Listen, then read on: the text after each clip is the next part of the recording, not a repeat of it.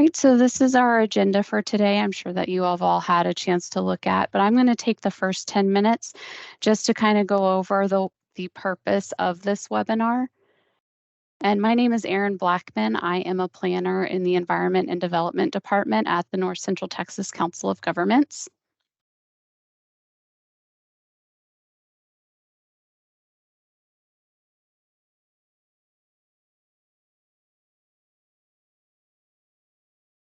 I did not realize that a transcription would be occurring at the same time, but that's okay. So this webinar is a late celebration of Community Development Week, which occurred April 10th through 14th. And Community Development Week is intended to recognize and bring attention to the U.S. Department of Housing and Urban Development's Community Block Grant Program, which I will refer to as CDBG.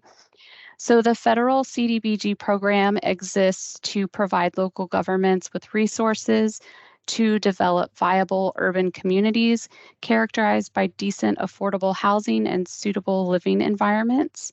And it also seeks to expand economic opportunities for persons of low and moderate income. April was also Fair Housing Month, and we will have a presentation that will highlight a way to help address affordable housing as well. The CDBG program for rural Texas is known as Texas CDBG, and it exists to provide similar opportunities to cities and counties in Texas which are ineligible for federal CDBG funding. So at the regional level, COG here assists the Texas Department of Agriculture in the administration of the Texas CDBG Community Development Fund to provide funding to smaller communities for various public improvements. So we are mainly charged with keeping these stakeholders informed, as well as other deliverables, such as offering an event like this to promote Community Development Week and Fair Housing Month. So a link to our website is included on this slide if you would like more information on the Texas CDBG program. And I believe if you hover over the slide, you should be able to click directly and access those web pages.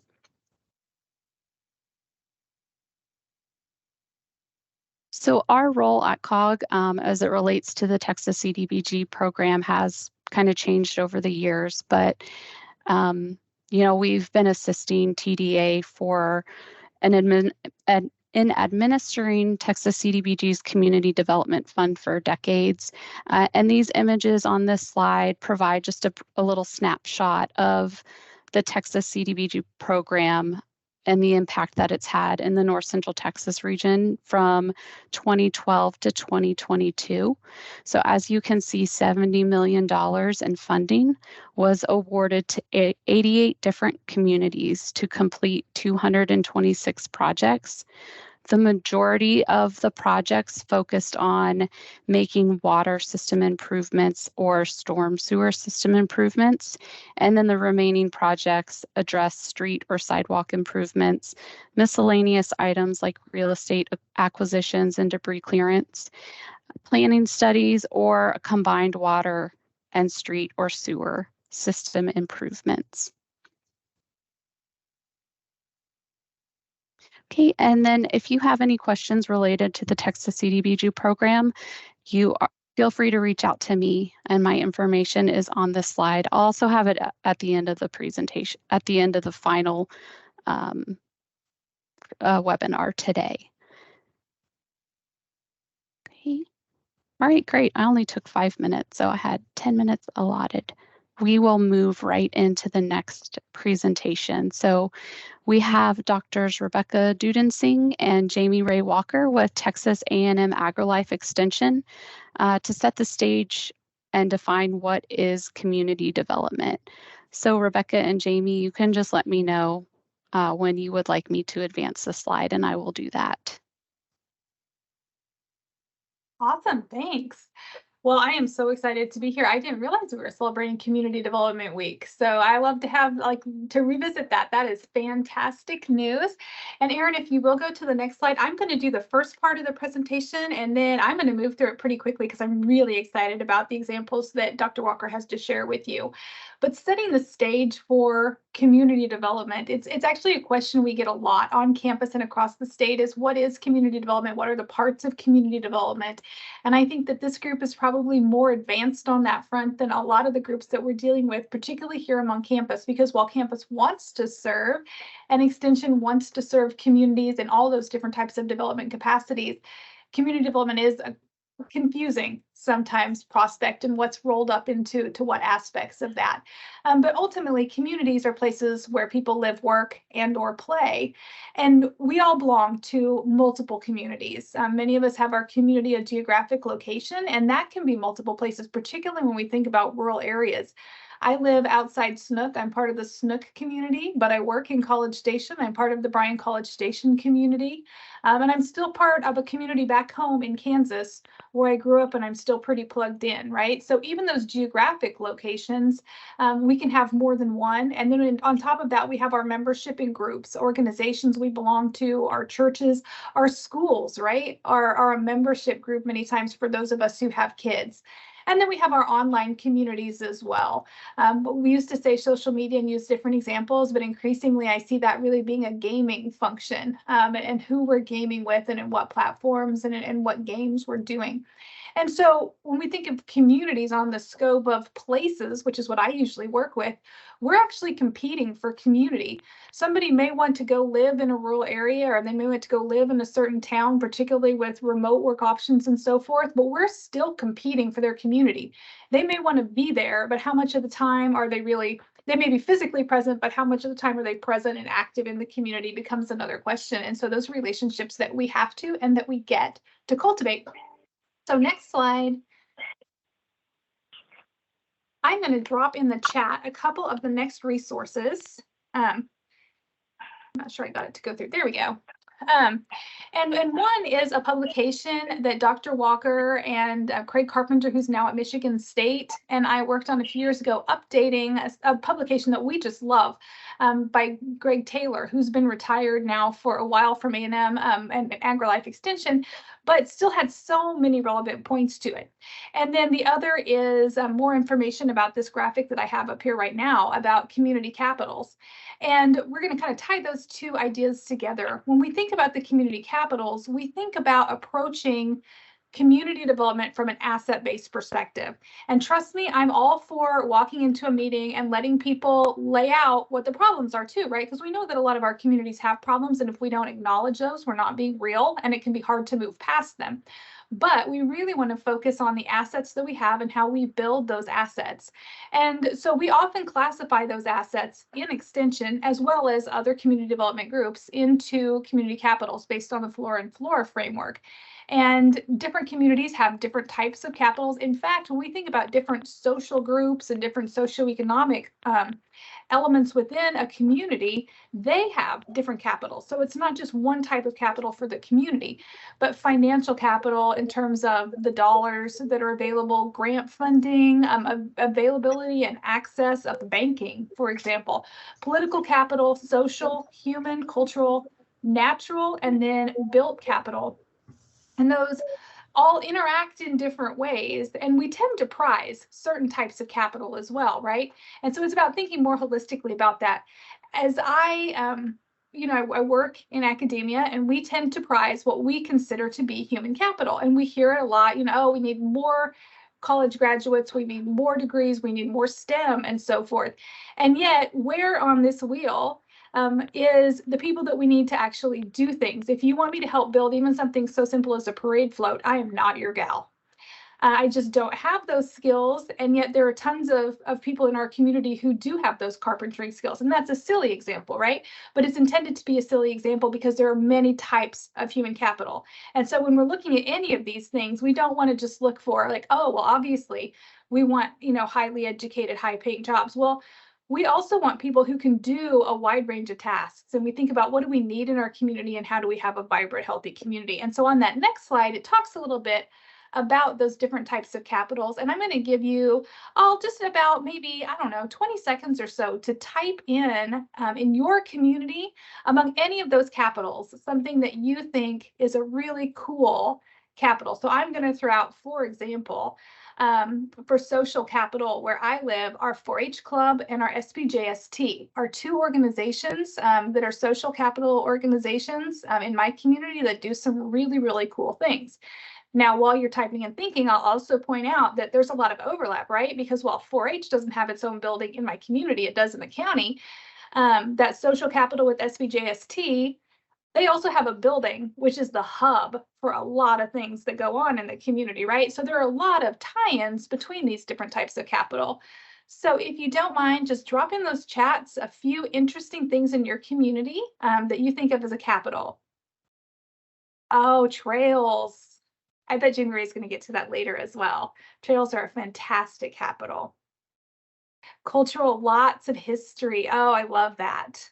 Absolutely love when we can tie into the history. The Prairie, the natural capital, lifelong learning. Yes, awesome human capital. Parks, awesome. Oh, I gotta hurry up and get finished, y'all, because seriously, you've got to get to Dr. Walker. There's gonna be great things. Natural capital with the river, school, absolutely schools, human capital, social capital, frankly, sometimes political capital in the schools as well, right? And then that built capital, that physical space that they have there as well. And the social capital with education as well. Absolutely. A nature center. That sounds awesome.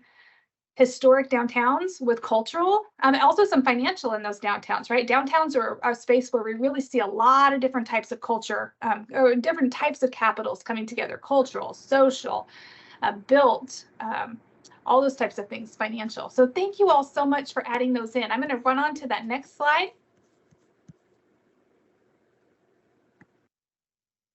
And this is just a little bit different framework. This is the framework that we had before we had the flora and flora capitals model. These were just some different areas. And what I like about this, and this is still in the Taylor publication that I dropped in the chat just a moment ago, and it's also at the end of our slide set for those of you who take a look at the slides later, really thinking about how we do our jobs as community development professionals and as we interact with other people that we work with, whether it's in extension, in a community, or in a council of government, right? There are some of us who focus on, I'm going to unmute me. I think I was boring, so unmuted me. That's okay. I'll be more interesting, I promise. Okay, so some of us, I'm an economist, y'all. It's not really entertainment's not my thing, but I'll try. No, so seriously, some of us are economists, right? So we're focused on bringing in those jobs, looking at recruitment opportunities and so forth. But then we overlay with some of our social services counterparts. And sometimes we do, sometimes we don't think of those social services as being community development. But when we think about family services and then how that ties with economic resources, that's where we get into workforce development, potentially some of the economic and entrepreneurship focuses. Once we start meshing our physical, including built capital resources with our family resources, we can look at some of the issues like housing, health, recreation, and so forth. And then as these things all kind of come together, we end up with a civic focus. And that's where we're doing, whether it's our EDA planning or other types of strategic planning, group making, really diving into long-term leadership possibilities. And so this is going to be in that what is community development. We flesh out this a little bit more. But really, community and economic development is thinking about where do we have overlap and how do we work together to solve our community's problems. And depending on who's at the table, it indicates what types of issues that we can be addressed. And so, if we've got the people from the physical side and the economic side, but not the social side, there's certain things that we can and can't tackle. And so it's really about inviting the right people to the table and then thinking about what is it that we're trying to focus on. Because if we're trying to focus on workforce, maybe we don't need the built capital folks there, because we also want to make sure that everybody who's coming to the table feels involved and ready to be able to be involved and to have a focus within that. So next slide. What is development? And for those of you who are readers and who like the written type of thing, and particularly those of you who like journal articles, because I know there are some, I know that some of our COGs also have people who are working on their PhDs and so forth right now. And this is one of the latest articles that's out, Hill 2023, and Ed Hill has this a whole piece that talks about what is development. And when we think about being an extension and we think about tying what's going on in the research and the literature to what's actually happening on the ground, I think that this article is just a really practical piece. And for a long time in extension here in Texas, we've said community development precedes economic development. A lot of times we get a question saying, hey, we think we need something on the economic development side. And as we sit down and visit with that community, it becomes apparent that there's actually maybe a leadership question that needs to be addressed before we can start thinking about a grant program, or before we can start thinking about an industry gap analysis. Or, maybe the leadership is in place, but there are some other things that need to be laid groundwork, thinking about, some of the healthcare opportunities that might be there.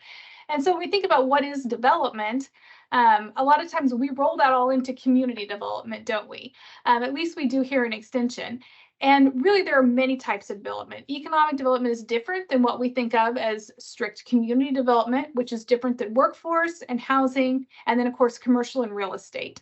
And so as we think about what is it exactly that we need by community development, and what is it that we're looking for, what type of development, it lets us to dig in a little bit deeper and think about those overlaps and who's at the table. And we're always thinking about who are the people involved and how are we trying to help them solve the problems that they're identifying, right? And Jamie Ray's going to get to that there and development piece a little bit later here in the presentation. So on the next slide,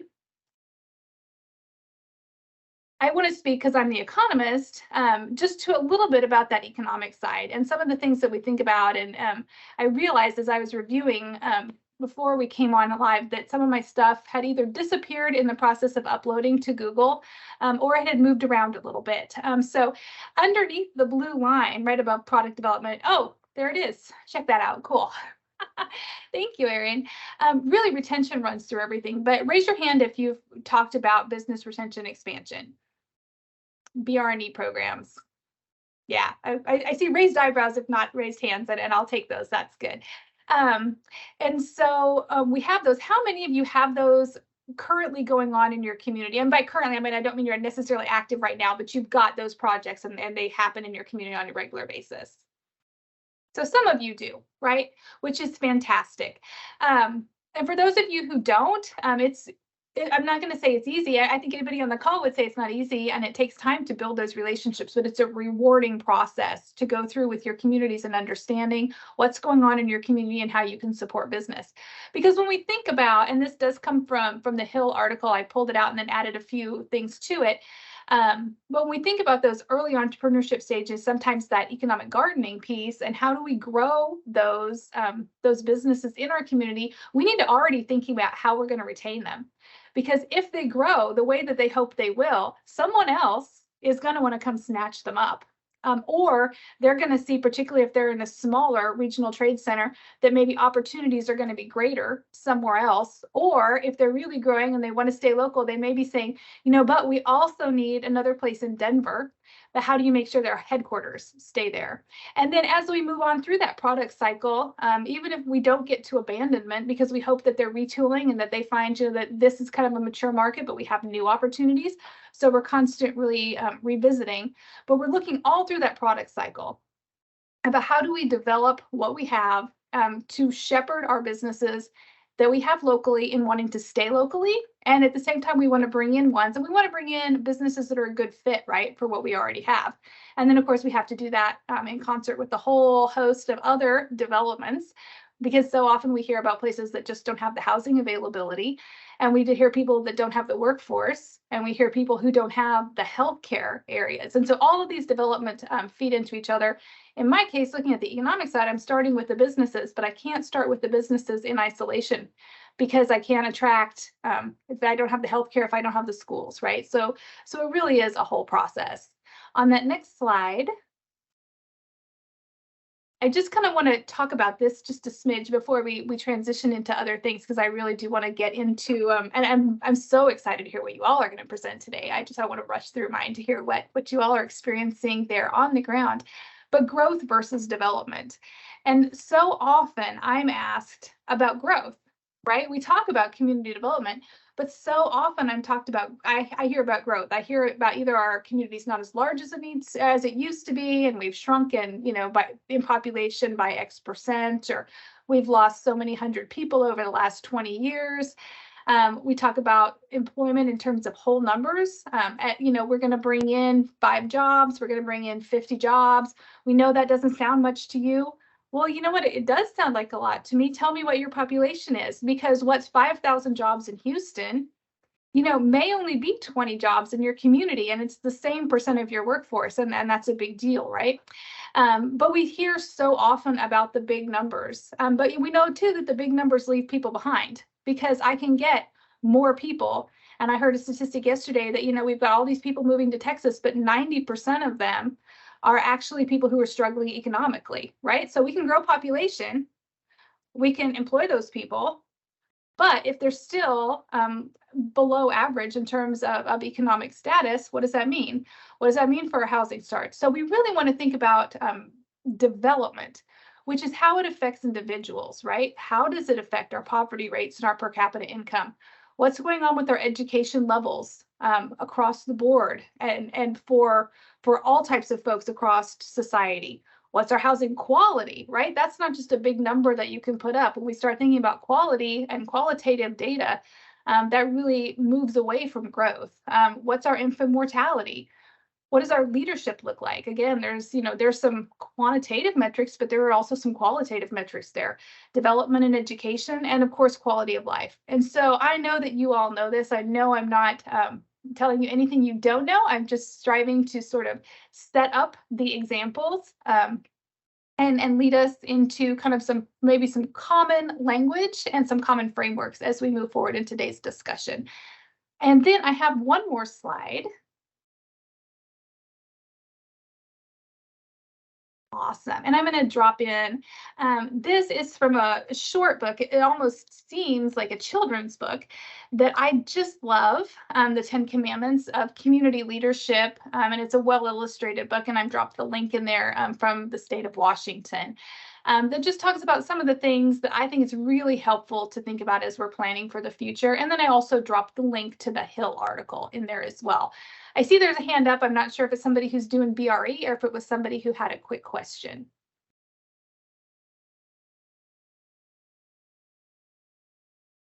All right, well, I'm going to mute myself. I'm going to be here for the whole time. I can't wait to hear what you all are saying, but I'm going to mute myself and turn it over to Dr. Walker. Rebecca Nicholas said it was BRE, hand raise. All right, Aaron, let me know. I'm going to go really fast because I think I need to catch up on time a little bit. And then just let me know if I need to pick up the pace. I'm Jamie Ray Walker. I'm an associate professor and extension specialist with Texas A&M AgriLife Extension. My day job, I am the urban and municipal park specialist for our state agency, but I am also on our community development team, and I've worked with Rebecca in a lot of communities around the state and the region, the southern region, on community development issues and opportunities. What I want y'all to think about as we're looking at broader concepts and topics with community development, as you're listening to the presentations today and thinking about your own work, is asking yourselves, are your efforts development in community, or are they development of community? And I'm going to go fairly quickly. And Aaron, I just tried to move the slide, but if you'll move the slide forward, that will work better. So some examples of development in community, and these technically could be of community if we knew the bigger story, but oftentimes someone will come to us and say, oh, we got a new playground, a neighborhood playground, or we got a grant for the local farmers. And it's usually 1 or 2 people who have been involved in this effort. And at their largest extent of involving the community might have been a focus group or some input. And that's okay. But what we really want to be looking at is development of community. So we're going to just speed on to the next slide. So if we were thinking more on the level of development of community, we would not have just put a playground into a community. We would have understood why they needed it, who was involved, who could contribute to it. Again, going through your capitals, what capitals are in your community, who is it important to, and how can different people contribute, not just to the process of understanding what needs to happen in the community and how it's going to happen, but how it's going to be maintained and sustained. And then the same thing So I'm not sure our slides updated when we sent the new version to you, Aaron, but if you'll just move forward, I will work with what we have. I would say that in the last 10 to 15 years, we've gotten really good about expanding our citizen engagement processes in communities and community development work. Everything from going to where people are, making processes interactive. Our farthest example is actually engagement at night, not assuming that everyone can come to engagement between 8 and 5. So we've made a lot of headway there, and that's great. And we do want people to keep doing this type of stuff. But if we'll go to the next slide, what we really want people to start thinking about is not just asking people what they need and what's important to them or what are barriers or opportunities, but really getting people to participate in the full process. Now, this isn't going to be everyone. Not everyone has the time or the capacity, but that also should not be the only barrier. There are a lot of ways to connect to your citizens, but having advisory boards, helping people really understand how to assess their communities, understand what to work with in their community, understanding simple things like the budget cannot afford that and why. Or if we want, I'm going to stick with my park examples because obviously I'm biased to that. If we want a high-end feature for one park, that means we might be giving up 3 smaller features for that park or for 3 other neighborhoods. So understanding when we make a budgeting decision, there are trade-offs, but really getting people involved in not only just what do we need, what do we want, what's a priority, but throughout the whole process of making community change. Next slide. We love to pull the community engagement spectrum. We are typically really good at informing and consulting. I would say we've seen a lot of communities getting really starting to involve people. What we really encourage people, and when it's possible, when you can, is to collaborate and more so empower people. And we're seeing this more and more through micro grant programs, mini grant programs, where people are getting trained and being offered technical assistance, or neighborhoods are taking on going through workshops and learning how to do things with city, county staff, whoever our funding agency, and they're really a part of the process and they're empowered and they are key cogs in it. It wouldn't work if you took them off the bench or if they weren't the depth in your bench for when you need replacements to come in or substitutions. That was my good Texas example. Next slide. So we're going to go back and look at this and look at the neighborhood. If we were going to go back to the neighborhood park example, that would be development of a community. If the local neighborhood, let's just say, for example, identified crime prevention as a priority. And I'm not going to read the slide to you, everyone. I'm going to let everyone read for themselves. But as you read this, I want you to think about the difference between a playground just appearing, and that's okay if it was old and it was on a maintenance schedule for it to be replaced, but just we did a citizen engagement and it was a priority and we popped it in, versus why did people want a playground? What was the issue or opportunity that was important to that neighborhood? And what else might needed to have occurred with it to actually capitalize on that opportunity or address the issue, as opposed to just putting in one piece of infrastructure. So hopefully, as you'll see, as you look into this, this involves social capital, it involves place, it involves planning, and it brings all of those elements together for a community and actually developing the development of the community instead of just putting something in a community. And then we also have an example, if we'll flip the slide, Aaron, on what this looks like too if we were looking at the grant program. And this is, I actually combined 2 case studies for this just to make it stronger because we had short of time so you could see, but it's very common now that we're seeing some of our areas lose grocery stores or we can't get them in there. And so who's involved in those issues? Do we just get a grant and go to a producer and try and get stuff out? Or who would be the key partners? How do we identify those issues? How do we let people know we're solving it? So again, there's a little bit more text on this. I believe Aaron will have these slides available for you. But once again, in this case, you will see that it was multiple sectors of people. Yes, Lansing, you can get the presentation. There are multiple sectors, representatives from multiple sectors involved in these, not only the issues or the opportunities, but also in the solutions, and most important, the sustainability. And I work with some of our largest urban communities in the state, and I have worked with some of our smallest communities in the state and even unincorporated areas. And capacity and sustainability are the biggest issues we see. And again, I'm biased towards parks. I've worked with on a lot of other economic and community issues as well. But what we find is when we do development in community instead of development of community, sometimes 2, 3, 4 years down the road, what we did doesn't exist anymore, or it's already broken and not fixed because there was no ownership. It was only part of the solution. There wasn't buy-in. And so we have to look at the big picture and one, make sure the steps we're taking are actually the best steps for the opportunity or issue we're trying to address or capitalize on. And two, that we have developed the strength around this opportunity to sustain it for its time frame. That could be 5 or 10 years, or its lifetime, which could be 20 to 30.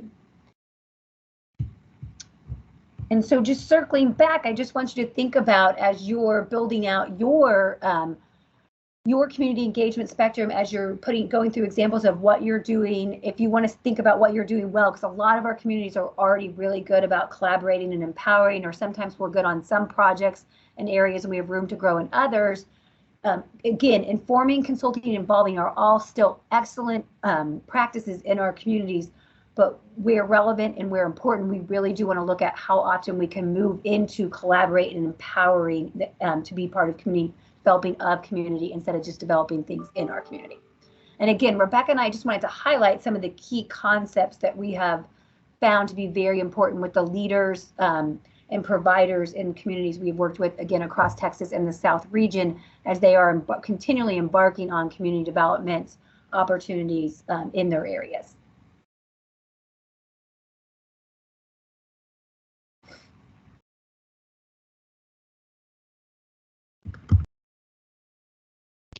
All right, thank you so much, Dr. Dudensing and Dr. Walker. I appreciate that presentation, and I really found that publication that you all put out was really helpful to kind of wrapping my brain around community development and the pieces of it. And so really the remaining presentations of this webinar will focus on one piece of that, of those resources or focus areas. So I guess I don't see any questions in the chat, so I'm going to assume that there are no questions. I will move along then to the next presentation, and this will include Prit Patel. She is the Senior Economic Development Manager with the North Central Texas Council of Governments, and then we have Donna Simmons also with Kaufman County. So they will talk about economic development. And also, I believe it's actually Economic Development Week. Am I right, Prit? It is, yeah. Yes, awesome. Okay. Great timing. Yes. Yeah, there you go. Erin, first of all, thank you so much for the opportunity to present today. We really appreciate your partnership. I'm going to briefly talk about economic development from the regional COG level and then turn it over to one of our board members, Donna Simmons, to really talk about local economic development. Next slide, please. So the North Central Texas Economic Development District, it's housed in the COG, our regional's executive director's office, and it is part of the North Central Texas Council of Governments. We mirror the 16 counties that the COG does, but we're tasked with working on economic development for those 16 counties. Economic development districts, if you're not familiar with them, are designated by the Economic Development Administration, which is in the Department of Commerce. It is the one federal agency that really is tasked with supporting our country and our communities with economic growth, with promoting innovation, ensuring that there's a workforce for new jobs and new industries. So that is their mission. And we, as the Economic Development District, are kind of the liaison between EDA and our regional partners. Like most federal agencies, the country is divided into different regions. Our Austin region, which we are a part of, also includes Texas, but also includes Arkansas, Louisiana, New Mexico, and Oklahoma. So we do also have kind of a southwestern region that we work with. Next slide, please. One of the most important components of being in economic development is having a comprehensive economic development strategy, which we refer to as the CEDS, C-E-D-S. And why this is so important is, one, it does allow us that designation of being an economic development district. But second, most of our communities across the region don't have a local economic development strategy. And in order to be eligible for Economic Development Administration grant funding opportunities, you have to have an economic development strategy. So having a regional SEDS, the biggest benefit of that is our regional partners, our eligible regional partners who want to compete for federal EDA funds will get that question on the grant application. Do you have a strategy? And they're able to check yes, and that qualifies them to compete for those funds. So huge bonus for our region. So I just want to briefly go over the major goals in our SEDS. And our SEDS was just updated and approved last May. So these are very recent and definitely reflective of impacts from the pandemic. But one of our biggest goals, obviously, is to ensure that we have a very diverse and skilled workforce for the future, which is more important now than it ever has been because of the impacts of the shift in technology advancement that has impacted jobs. And so we want to make sure we have that workforce that's not just for today, but for tomorrow. We want to ensure that our region remains competitive. We have been so fortunate to draw businesses from across the country, across the world into our region. We want to continue to do that so that it helps our economies grow. It helps provide jobs for our workforce here. The third large goal is entrepreneurship. Most businesses are small businesses. They're not the large corporations that most of us recognize. And so we want to make sure that we're fostering and we're creating an environment where those small businesses or that person at home with that small idea is supported and grows here across the region. Our fourth goal focuses on infrastructure, transportation, wastewater, broadband, all those kind of core hard pieces that we need for to draw businesses, to move around, to communicate, all of those pieces. And then our fifth goal really focuses on quality of life. So yeah, we can have great jobs, we can have great infrastructure, but people want to know that we have, as the previous presentation kind of brought to light, good parks and good trails and good air quality. They want a good quality of life across the area they're living in, the region they're living in. And then the sixth goal focuses on resiliency, which is more important today than it might have been 3 years ago. We're really in tune to that. And it doesn't have to be a global pandemic. It could be a tornado or something in your community. But if a local economy is impacted, we want to make sure in our region that that economy is able to bounce back as quick as possible. Next slide, please. Like I said, I'm going through this fast because Donna's really going to talk about local economic development, but our economic development district also includes a board, and that board includes 16 seats that one county has each seat, and then we have different population categories. That helps ensure that we have representation on the board from our smaller communities to our larger communities, and then some seats that go to specific interest areas. Donna Simmons and Marty Weeder are both on the presenting today. They're both on our board. Marty's actually our chair of the board. A couple of things that we used to be a economic development district staff of 2, but we're 1, that's me, so you just get me. But what I can help you with is if you are competing for EDA funds, providing technical assistance on those grant applications, and there are some open opportunities right now. That technical assistance really is the goal of that assistance is to ensure that your application is competitive and tight, that you have a good ability to compete for those federal funds. Should you be awarded funds, I can certainly help you manage and administer that grant and then help with the reporting, provide resources all along the way. So over the last 3 years, our region has been very successful in bringing in almost $30 million just through the EDA to work on economic development. So that means those are jobs, those are companies, those are infrastructure dollars that are drawing in new companies to our region, which is a huge asset. And then lastly, one of our goals as a district is really to provide resources through different avenues so that we're reaching a wide audience. We do have quarterly board meetings, and we've been fortunate to have amazing speakers for our board meetings. We also host webinars whenever hot topics come up, so we're ensuring that we're keeping the region informed around economic development.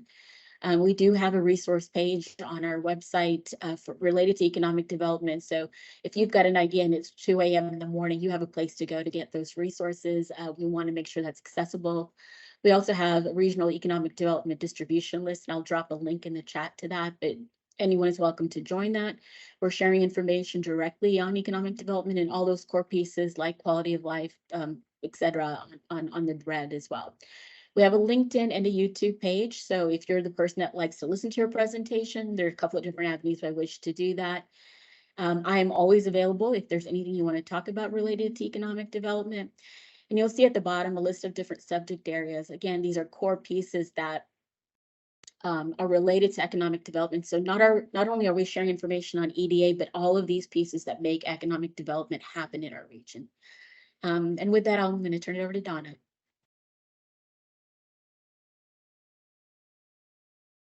Can y'all hear me? Okay, thank you. Thank you, first of all, for this opportunity. I'm very humbled to be a part of this. The majority of the people listening on this webinar probably have years and years on me as far as economic development goes in a formal, structured way. However, I started in municipal government when I was 26 years old. And as you can see, that's been a while. But through that, I learned quite a bit about economic development. Well, I'm in a position now where I am blessed, very blessed, because in Kaufman County, a place where a lot of people think that we've been forgotten, well, we haven't. In December, we were named as the fastest growing county in the nation, not just Texas, but in the nation. And those statistics are still going so fast, it's hard for us to control. One thing we've learned is that we can't just let this get out of hand and run away without us. So managed growth is what we have focused on, and communications, which is the other half of my title. So I am fortunate enough to get to work with EDC directors such as Marty. He's not in Kaufman County, but he represents the professionals I get to work with in the cities within Kaufman County. They are keeping us on track with managing that growth. So if you'll go to the next slide, we'll talk about Kaufman County is the largest county as far as square miles goes. So we may not have the largest cities in the county, but we do have a lot of rural area that pretty much counties don't have the power that cities do to manage development growth. So we have decided to work with and communicate with each of the cities within Kaufman County to actually partner with them on some development agreements. You can go to the next slide. The first one was the City of Terrell. So if a development comes in and tells us they want to build 10,000 homes outside of the ETJ, out in the middle of some of those 800 square miles, where we are the only government besides the state who has any power over them, then we're helpless. If they want to put in those 10,000 homes that are 1,500 square feet, and they don't want to provide this or that or this or that, roads, sewer, water, broadband, any of that, we have no power. But we created a partnership with our city, one of our cities, Terrell, on a recent development where those 10,000 homes, we told the developer, if you'd like to come to Kaufman County, here's what you have to do.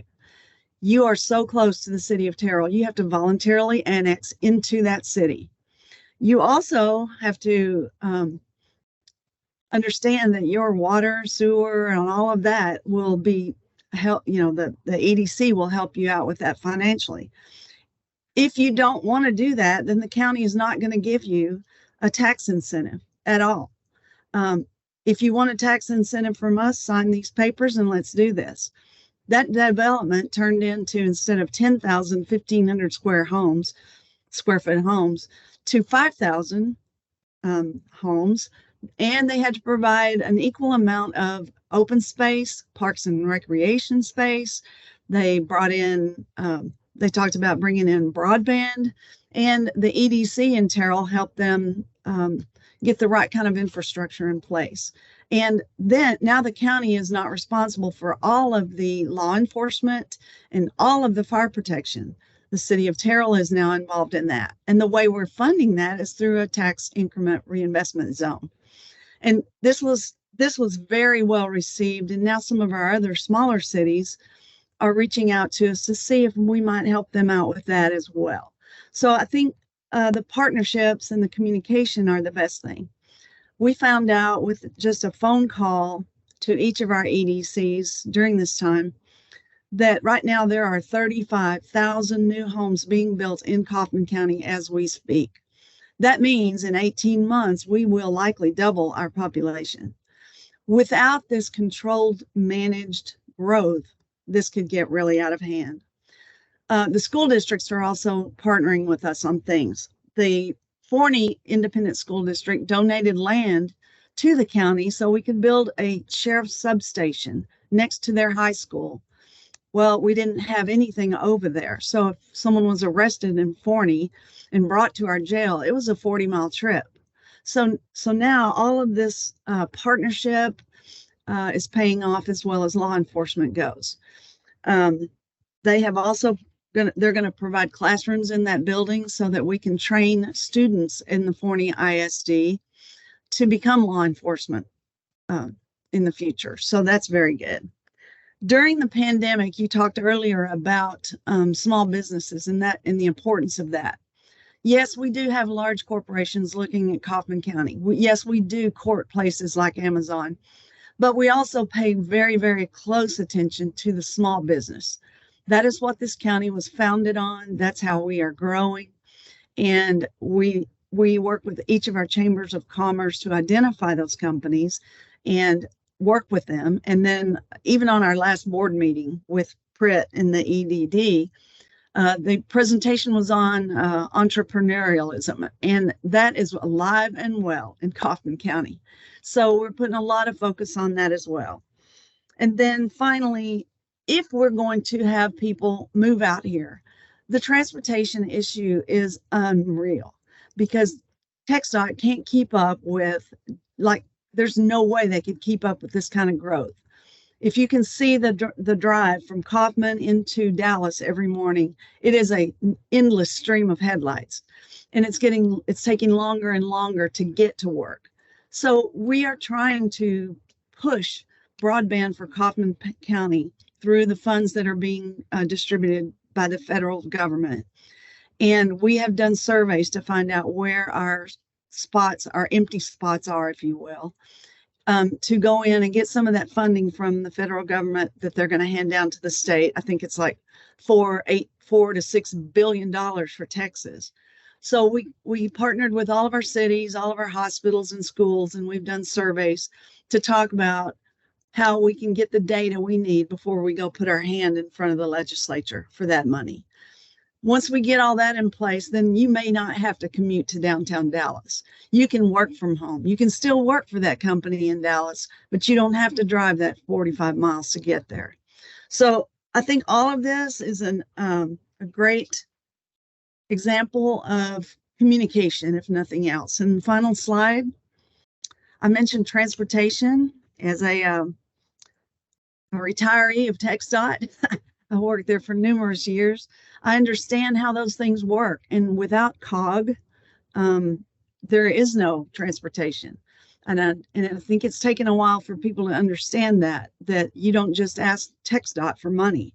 The TxDOT people have to answer to the region. And so not just communicating with each other here under the Kaufman County umbrella, but through the whole region, the North Texas region umbrella, because if Marty needs a road over in Grand Prairie, then we're competing with him for that. But if we can show how those roads work together and come together, then everyone is on the same table. And without COG, we couldn't do that. And let me go one more step. I didn't have a slide for this, but Aaron, thank you to your department, because without the CDBG grant program, we wouldn't be able to fix half of the things we need fixed. We have projects in water. We have projects in roads and streets and drainage and sidewalks and community planning, even warning sirens, fire improvements. So without those block grants available to us, Kaufman County couldn't do it on our own. I think we've asked for close to $8 million over the past 4 or 5 years, and we've gotten close to 6.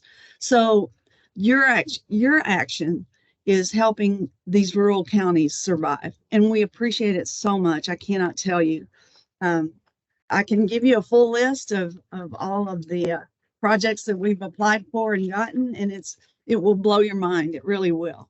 So regional cooperation, regional communication, and the understanding that it's not just about what's here within our county limits, but it's a regional thing. And thank you to COG for that. With that, if anybody has questions, let me know.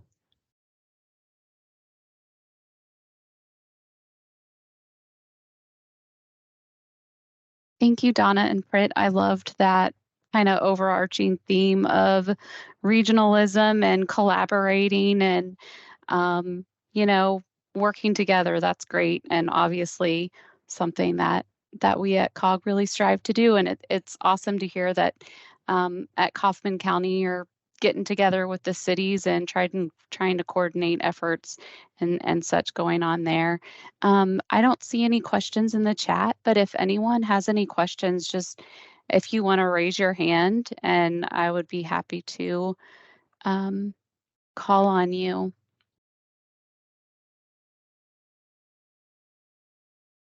Okay. All right, yeah, we're moving a little ahead of schedule. So anything else, Prit or Donna? No, I put a link to the district list in the chat, Erin.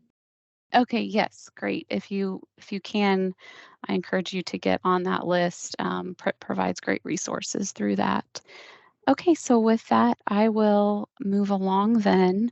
And so next we have Marty Weeder with the City of Grand Prairie, and he is going to give an example of how they are preserving and linking natural amenities to development. And of course, being part of, in the Environment and Development Department, this is the information that I'm most used to learning about, but I certainly appreciated all the sharing on the what is community development and economic development and things like that. So someone asked how they get on that list, and Prit had included a link in the chat so you can access that there. Okay, Marty, I'll let you take it from here. Fantastic, Erin. Yeah, I think everybody that shared leading up to this, it really ties in quite well to what I'm talking about today. And I appreciate what you pointed out about the natural side of this in particular.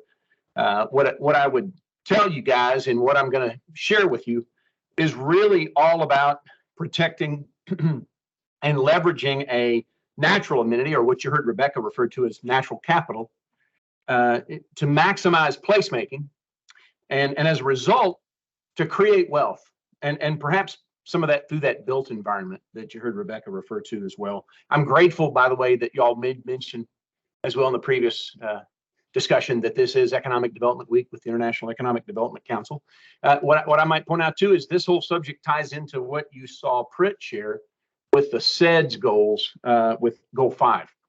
So a little different, but I think there's some real application really when it comes to economic development too. Erin, if you go ahead and advance the slide, and I'll jump in and tell you a little bit about it. What I'm going to speak to you about is something that the City of Grand Prairie has partnered with the North Central Texas Council of Governments on, and certainly a group that I worked with early in my career that I have a great deal of love for. That they've served as a vehicle to help us achieve something that's we had thought about doing, but nearly hadn't made much of an advance until a group approached us. Go ahead and advance it. That y'all may know of as the Trinity Coalition. They've since shortened their name to this, but I think it's important to go back and show when they first approached us, what they were called, the Trinity Nature Conservancy, and they were working towards this Trinity River paddling trail throughout our region. A couple of years ago, I got a chance to go to an American Planning Association meeting and hear a presentation. And oh, by the way, an economic developer goes to American Planning Association. I happened to also got a chance to work in the private sector years ago with an architecture firm and got my planning certification. And so maybe I'm an economic developer that just agrees with and ascribes to planning.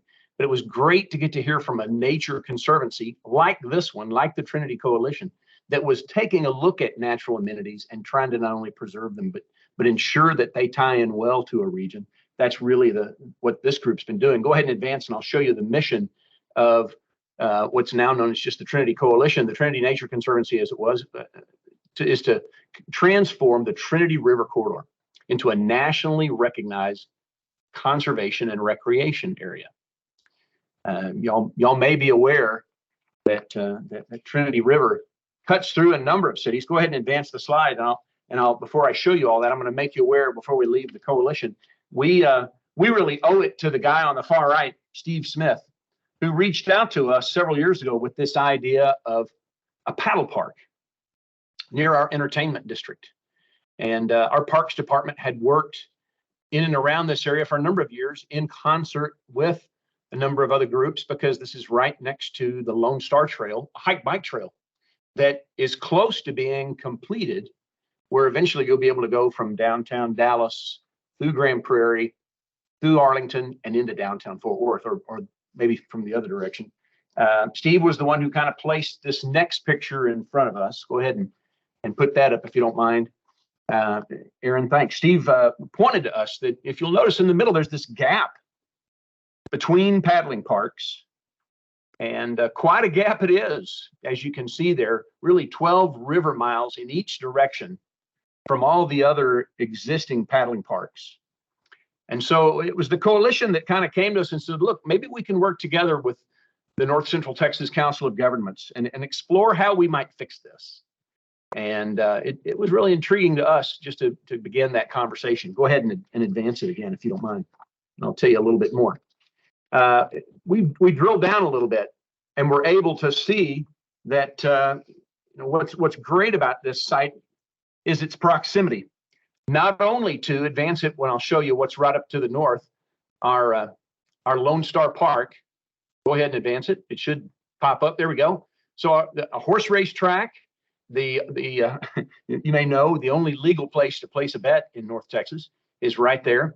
To the Texas Trust Credit Union Theater at Grand Prairie, one of the most acoustically attractive assets in our region. And then now, what'll open up in July of this year, the first Major League Cricket stadium in the entire United States. And it's also going to be home to the USA men's and women's national cricket teams. So, this place where we started talking about is in real close proximity to where there's already some energy and going to be a lot more soon, all at and in and around the West Fork of the Trinity River. Go ahead and advance it. What was interesting was this coincides with a study we had just done a few years previous. We hired OmniPlan architects to take a look at the acreage there just the other direction, just south of the West Fork of the Trinity River. OmniPlan kind of laid out a vision for development and redevelopment of a lot of properties that are there south at the four corners of Beltline Road and Interstate Highway 30. And that's an area, to my amazement, that's lived without frontage roads until just recently, if you can imagine that. But that's a whole nother story. And I'll be glad to tell you more if you'd like to know more. Go ahead and advance it, and we'll talk a little bit more. The preliminary design for the paddle park that's been laid out next to the West Fork right off Beltline Road, as you can see, includes parking, a drop-off space, a turnaround. There's a ramp where you can be able to bring a kayak or a canoe down. And it's all adjacent to that Lone Star Trail. You see it represented there. And the future extension trail over towards Fort Worth. It's actually built in our city already. And that'll link bikers. And I guess if you really want to walk a long way, walkers too, pedestrians from downtown Dallas through our cities, all the way to downtown Fort Worth, as I mentioned earlier. What's intriguing about this site, even more so for us, if you'll jump ahead, is that interestingly enough, the city of Grand Prairie has purchased quite a bit of acreage fronting I-30, very near Beltline Road in the last 2 years. It includes these two parcels, which total about 38 acres. If you're familiar with that great big sign that talks about the Texas Trust Credit Union Theater, that's it, that little oval you see right in the middle of Palace Parkway, right up next to the freeway. So we bought those properties, and as you can see, not all of it's developable, but it's still very attractive, very visible. And then advance one more, and I'll show you an additional 9 acres that we just purchased late this past year. And I guess you could say really the timing of the placement of this paddle park just to the north of there couldn't be any better. Go ahead and advance to another one, Aaron, if you would, please. So since that all has happened, and since we've basically gotten approval from COG and talked about financing it and being able to work out a partnership, we've begun exploring ourselves how we might maximize the location of this paddle park.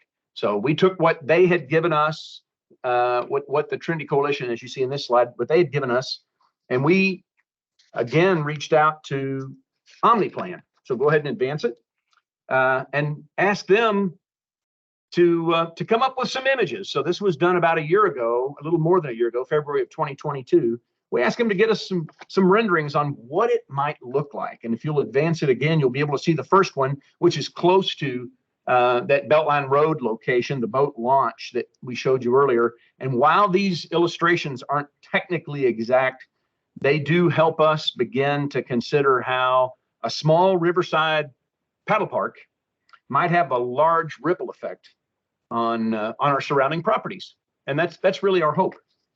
Aaron, if you'd advance it again, I'll show you another rendering, possibly even to include, as you can see there, a footbridge, if not two, across the river, so that people on both sides of the West Fork can take advantage of the presence of all this. Go ahead and go one more, if you would, just to give you an illustration of what that, from another juncture, another position, where that footbridge might come into play and how it might look and tie in, where we can build in more walkable space. And if you'll go one more, we'll show you that this is an older slide still. They've changed it, of course. Again, it's the Trinity Coalition now, but how the coalition's vision really isn't limited. You may have seen in that one slide I showed you earlier. It's not limited to just this one paddle park. They've even can see the possibility of 4 total inside the city of Grand Prairie. And so what I would tell you in light of all that is I would take care of those kayaks and your paddle boards and your canoes and get ready to come experience what's going to be a great environment in Grand Prairie, Texas. I think it'll fit in well. And I think, as I tried to point out, it's going to provide us a great opportunity to see some adjoining development of a quality type that would be good neighbors to the paddle park. So, Aaron, I don't know if there's any questions, but I'll be glad to respond. I hope that's helpful.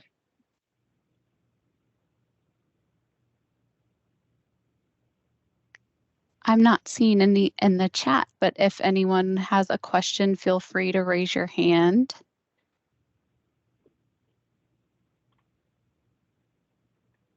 Let's see, we have Lansing Bentley. If you want to unmute yourself and you can ask.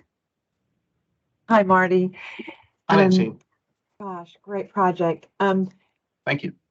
And so I'm looking at the partnership between, I know you said it's the Trinity Nature Conservancy. I think you said it changed names. I'm sorry, I'm not getting that name right. But are you saying that they designed and engineered?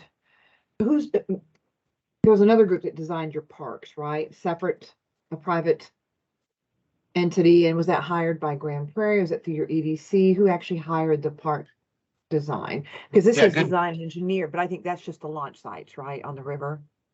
Right, good question. The Trinity Coalition, former Trinity River Nature Conservancy, came up with a design working with COG just in a very preliminary form. Once we had agreed this was going to come about, there was going to be funding. The City of Grand Prairie, our Parks Department, took that on, and we're not an EDC. We haven't had one. I don't know if we ever will be, because our dollars are allocated, our sales tax dollars, to other functions, but our Parks Department kind of embraced it and working with COG. And so they're going to be the ones who will do complete the actual design of the paddle park itself. The other drawings were meant to show how we could, on adjoining properties, tie in and create the other, the footbridges and the trails and other natural amenities next to it, or walkable additions to make sure that it kind of spreads the use beyond just the paddle park itself.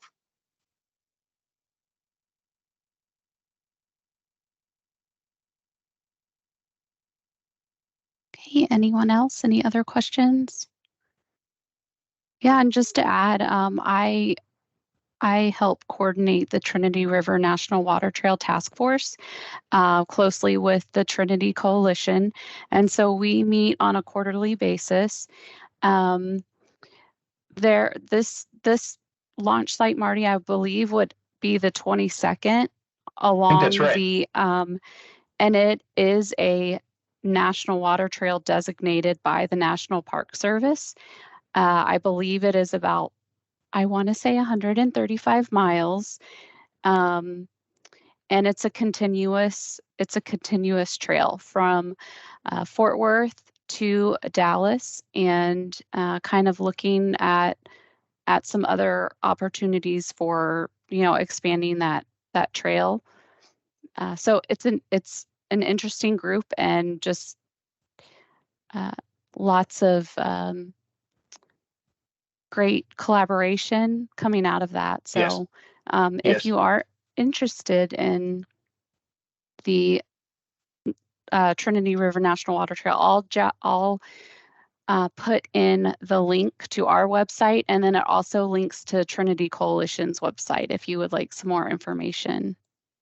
Yeah, it's been great working with Aaron and with Kate, and then as well with the coalition and trying to put all this together. I highly encourage you to get in touch with her if you have interest in what she mentioned about this whole designation as a national corridor. For those with the growth of nature tourism, there will be people who will seek it out and will come and take advantage of these pedal parks far beyond what the folks that are presently out on these. So it's a great program. Thank you for your leadership.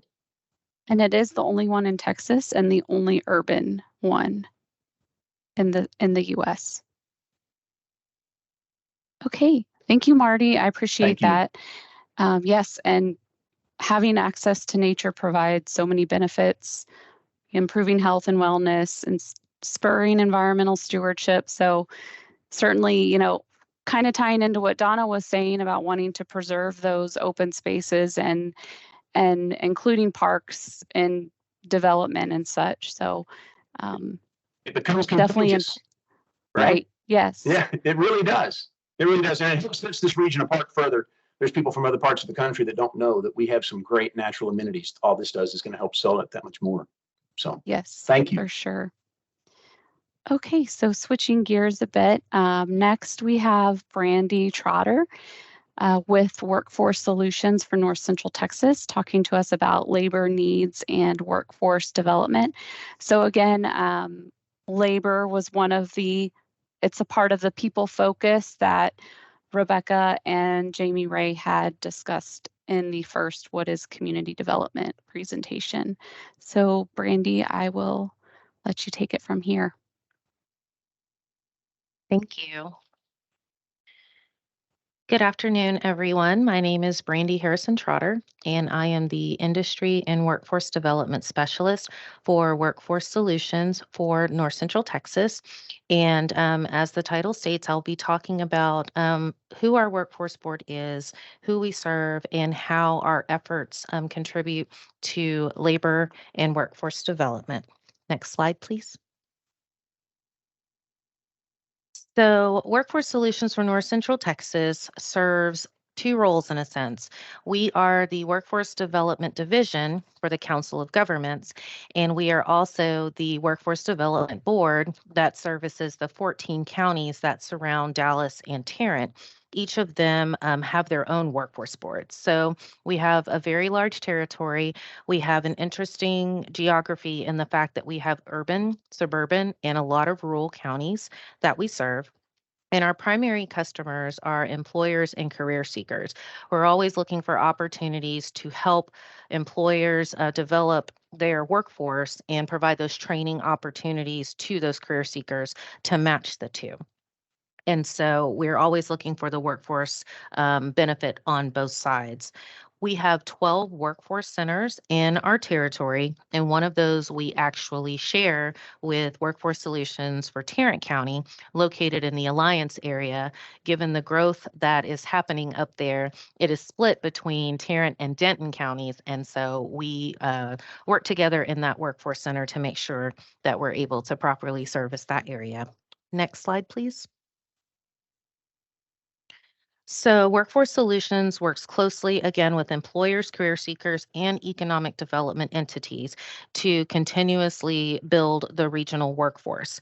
We see ourselves as service optimizers because while we're able to provide some services, we partner with other entities that are able to fill in those gaps. And economic development is one of those key partners that we work with. Um, we provide access to employers to be able to recruit, hire, and obtain funding in some cases for their training needs. A lot of the time, the training is customized to what the employer is needing. So, just depending on what that looks like, will depend on what funding stream we would recommend for them. We also use local wisdom and data to identify our in demand industries and occupations and create training programs that will lead career seekers to those positions, helping them to develop their career path and remain sustainable. In addition to training new hires, we also focus on the talent development strategy for employers.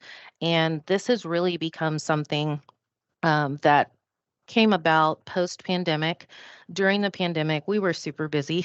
We had a lot of employers just reaching out to us, telling us to get them warm bodies. You know, they just needed to fill their positions.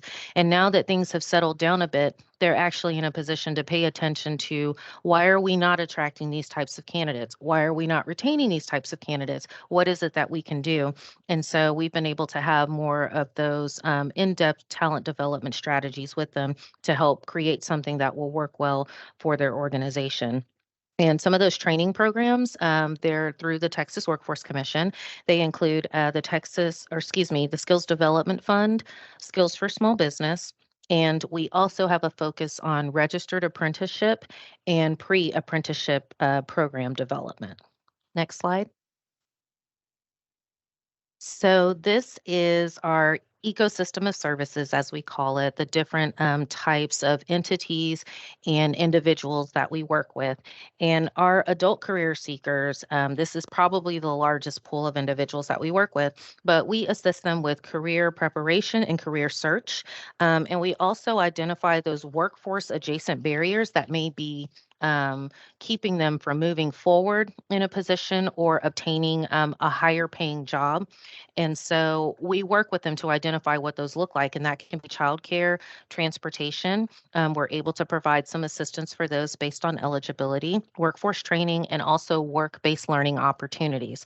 For employers, as I mentioned before, we work with them to identify their current and future workforce needs to develop a customized plan to help continue to funnel their talent pipelines. We facilitate access to training opportunities and funding through the Texas Workforce Commission. We also provide labor market information for them to kind of take a look at what's going on in their industry as a whole, whether they want to look at the county level or just across our entire 14 county region. And so it helps them to make better informed business decisions. With skills training, again, as I mentioned, there is a lot of customized training funding available through the Texas Workforce Commission. And we also have been ramping up our efforts in the registered apprenticeship space. It's something that has been around for a long time, but it's starting to get a lot more attention because it's diversifying across multiple industries, including healthcare, information technology, and construction. And so our board has been awarded 2 Apprenticeship Texas grants, and we utilized a good portion of that funding to help expand some of the existing apprenticeship programs within our territory. We have 7 that we have actively collaborated with those employer partners to develop. And we also are working with companies that are looking to develop a program within their organization. Again, there's so much diversity in the types of occupations that are apprenticeable. And so we are fortunate enough to have 2 Department of Labor representatives that serve our territory and are able to work with our employers to get those programs developed. And also, we promote the 2 apprenticeship grants that TWC has available for employers to apply for. That would be the critical skills and the healthcare initiatives. For youth and young adults, we have one of our strategic pillars is career exploration and pathways. And so we're always looking for opportunities to expose them to industry so that they have a better idea of what's right here in their backyard that they may not have considered or just may not have been exposed to, and also prepare them with career preparation tools that we have available online and through our workforce centers just to get them ready to go into the workforce. And we are also promoting the message that there's multiple avenues to enter the workforce. When I was in school, graduated in 99, I'm dating myself, but the push was for you to go to college and earn a 4-year degree and go to work. And with all of the various options that are available now for training and preparation, that's not the only path into the workforce. There are a lot of students that are a part of their career and technical education programs in their high schools. And so they may not be looking to do more coursework following high school and they just want to go straight in. And so we work very collaboratively with education, and I'll go into that a little bit more, to prepare students to go to work through those CTE programs, and then bringing in the employer to kind of fill in the gaps. What are those basic needs that we would like for them to have prior to coming to us? So that's something that's starting to pick up a lot of traction in our territory. And most notably, in terms of events, we host a yearly iWork Career Exploration event. We bring out employers from multiple industries and invite school districts to bring their students to talk to them. They have hands-on tools and different things that they can do to get a better understanding of what their industry looks like. We also promote internships with employers, giving students that real-world experience, usually during the summer. In some cases, we're able to make that connection between CTE programming and being able to go over to one of the local employers if that works out. And then also United We Work, which is a job shadowing opportunity. And I'll get into a little bit more detail about that as it relates to the population that is served through that event. Child care assistance, we have a very large child care team. And the child care assistance is for individuals that are qualified, obviously based on family size, income, things of that nature. But we have individuals in our workforce centers that are able to work directly with individuals to determine that. Childcare quality is also one of our strategic pillars. We have a focus on reaching out and connecting with parents to make sure that they're aware of all of the resources that are available within their communities. And then also we collaborate with our partners as well to increase the access to quality childcare. Something that we have found in our time working in the space is, there are a lot of childcare deserts within our 14 county region. And so we are collaborating with partners from all over to figure out how we can close the gap and make childcare more accessible for working families. Our academic institutions, we work with the ISDs, the community colleges, and the universities.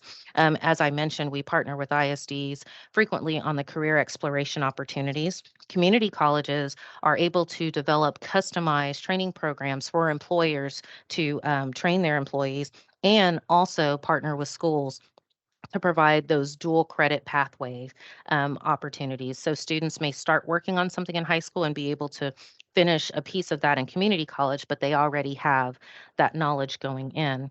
And then with our universities, we partner a lot to support any grants that they are obtaining. And we provide our workforce development services, whether that's doing an analysis, providing data, assisting in some type of program development. And so we partner with our academic institution on a variety of levels. And then vocational rehabilitation. This is an opportunity population for employers. We are always looking for ways for individuals with disabilities to be in the workplace. Sometimes that can be a little bit scary for employers, but we have a higher ability navigator on site that is able to work through those questions, those concerns, and we also have VR staff in our workforce centers. And so I had mentioned the United We Work event, which we are getting ready to host one next Thursday. And this is an opportunity for students with disabilities to have a job shadowing experience with an employer. And so last year we partnered with Weatherford College, and approximately 6 Parker County employers, and school districts brought out their students, and they were able to go out to the job sites and just do some job shadowing to get a sense of what it looks like. And then we brought them back on campus to talk about job readiness, what to wear to an interview, what not to do at an interview. And so next week, Walgreens in Waxahachie will be hosting students from the local ISDs to provide this job shadowing opportunity. It's really fun. It's really cool to see the students get very excited and learn about these opportunities. And personally, myself, my 16-year-old, I can't believe I'm saying that. He just had a birthday on Monday. He has a disability. He is autistic and ADHD, and so I appreciate working in this workforce space and being able to see all of the opportunities that are available for him and students just like him, and also adults as well. We do work with the adult population, but just making them aware that they have the same opportunities as others and facilitating employers and working through that process. Next slide. And so basically for economic development success, it requires education, workforce, and industry. As I mentioned, there's no one entity that can provide everything to everyone. And so it is important to understand what your strengths are, but also to partner with others in the communities that can just bring everything to the table, close those gaps, and provide quality education and workforce training for the region. Next slide.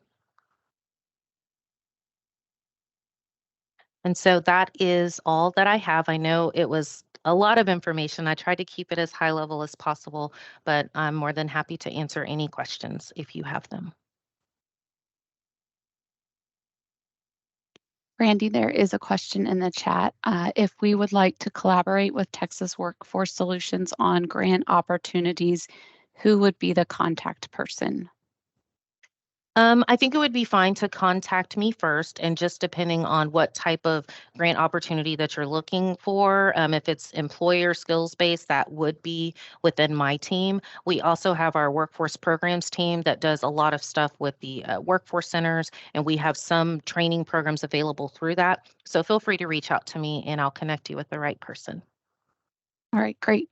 And Randy's email address is on that slide there. Any other questions? Anyone? There are no more questions in the chat, but feel free to raise your hand if you have one.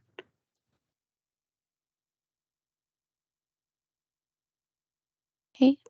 And I can certainly attest to needing some assistance from Brandy I know there are several sectors and many of you probably represent them, but Public Works, there a lot of different groups have indicated just the difficulty of in letting students know that Public Works, for example, is a viable career path right out of high school.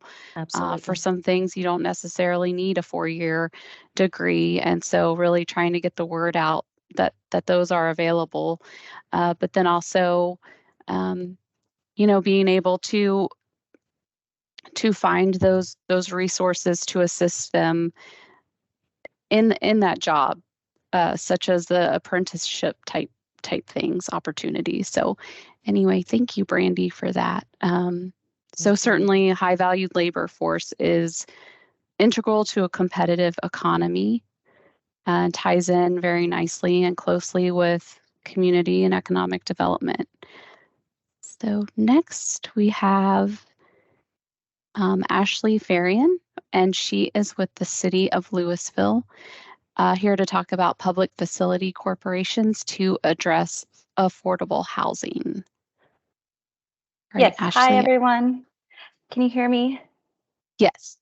Great. Yes, like Erin said, my name is Ashley Ferried. I'm the Neighborhood Services Manager for the City of Lewisville. We have quite a few programs in our division, including the CDBG funding. We manage those programs as well as engaging our neighbors.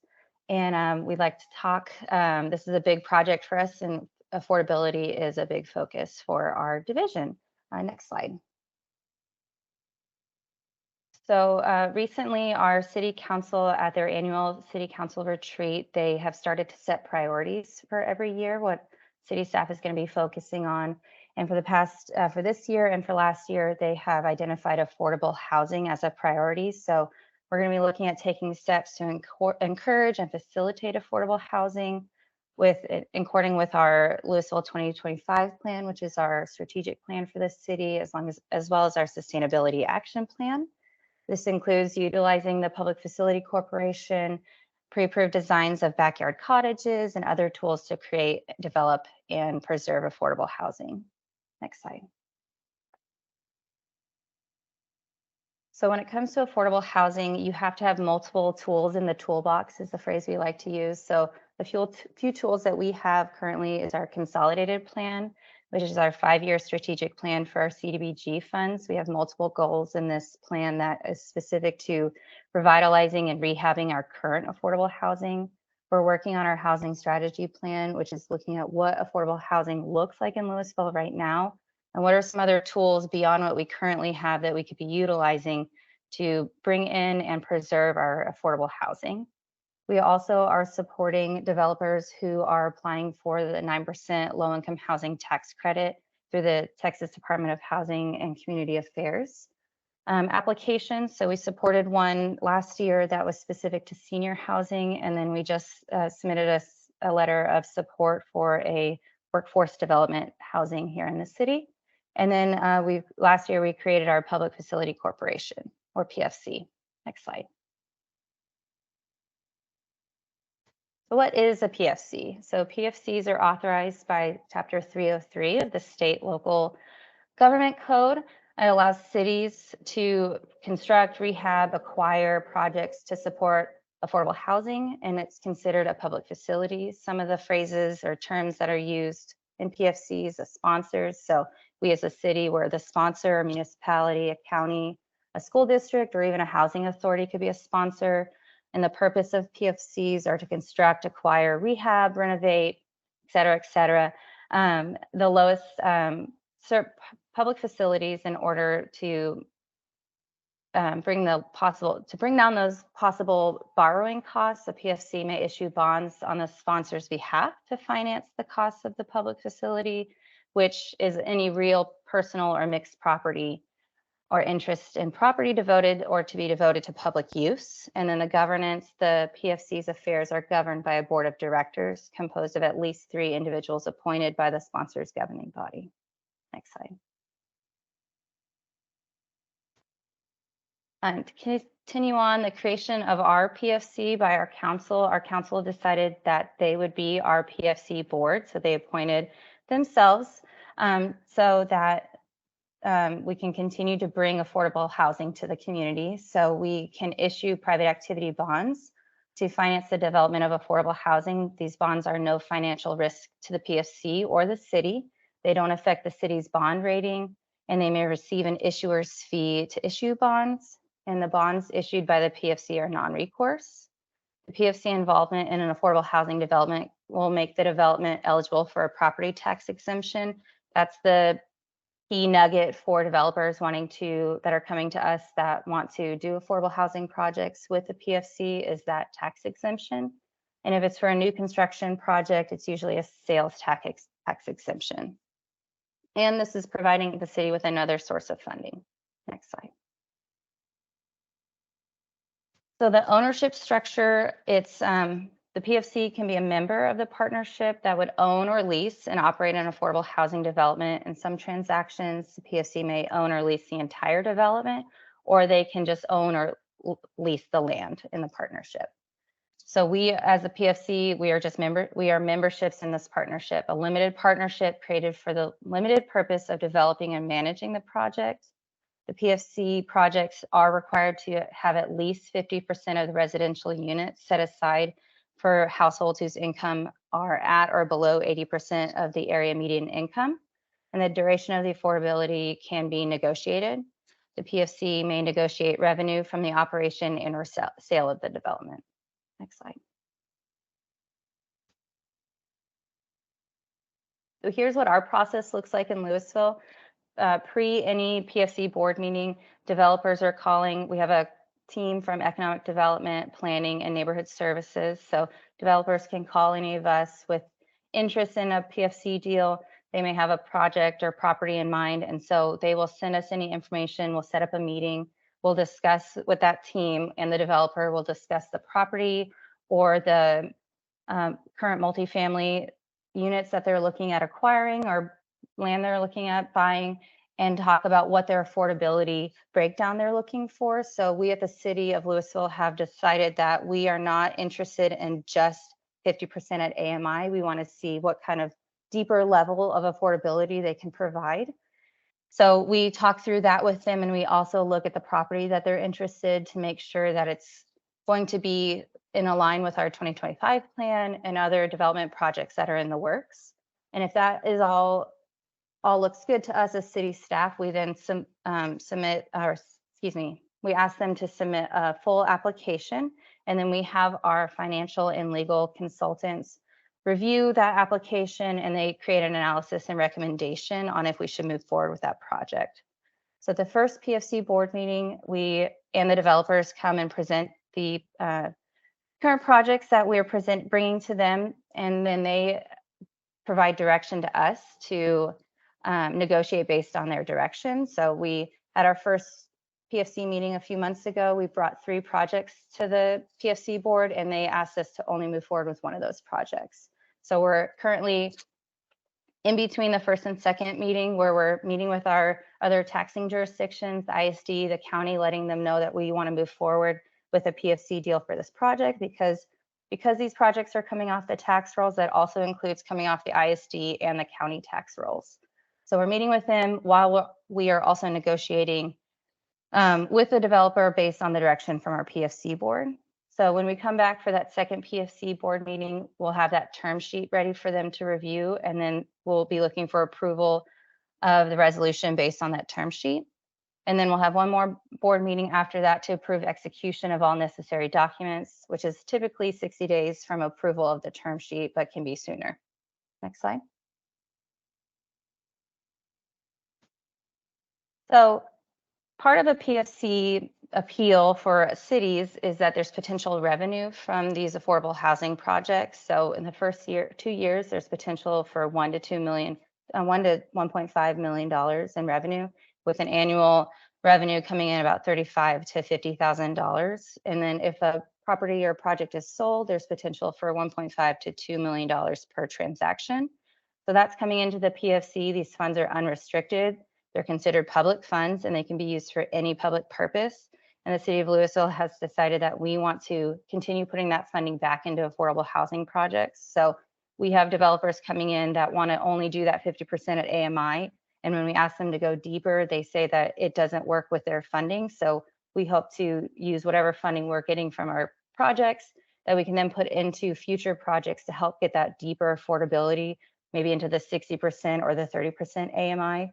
And then we're also hoping to use these funds. We have multiple current affordable housing multifamily complexes in the city that really are desperately needing revitalization, rehab, that hopefully we can find a developer that would be interested in partnering with us to then put that funding into revitalizing those units. Okay, next. I think that's all I had. Yes, it was a lot of information very quickly. So if you have any questions that hopefully I can answer, if not, our economic development director can also answer those questions at a later date. All right, I see a hand raised. John, if you want to unmute and ask your question. Sure, can you hear me? Yes. Yeah. Ashley, how does the county and the school district feel about losing that funding by doing the PFC? They're losing that 0.23 tax, and then whatever your school district charges on their part. How do they feel about that? We have been in conversations with them before we even started the process of the PFC, so they knew that it was going to be coming.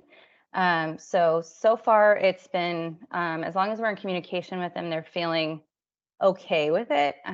We'll see since it's only one project at this point, we'll see if in the future years, if we bring 3 or 4 projects, maybe that may change. But since it's only one project right now, they're okay. They're comfortable. Okay. And my second question is, we've been talking with the PFC as well on your annual revenue after the first and second year. it's only about $30,000 or $50,000. One of those projects usually is about, 30 to 40 million. So are you not going to replace that, what you're going to be losing in your own city for your ad valorem with that? So say that's about $350,000 a year. But it looked like you're only going to get 30 to 50 in order to get more upfront money. Is that what you're doing? Yes. Yeah, we wanted to really focus on the affordability of it, not making revenue on it. So, Okay. Mhm. Okay. Thank you. thank you. Okay, any other questions? Feel free to raise your hand. No? All right. Thank you, Ashley, so much for detailing your experience and the benefits of a public facility corporation. All that is new to me, so I appreciate the lesson. So that, let's see, pretty much concludes our webinar. I don't know if any of the previous speakers have any final parting words. If so, feel free to jump in. But I really appreciate all the presenters for your insight, and thank you to those of you who are able to attend this webinar.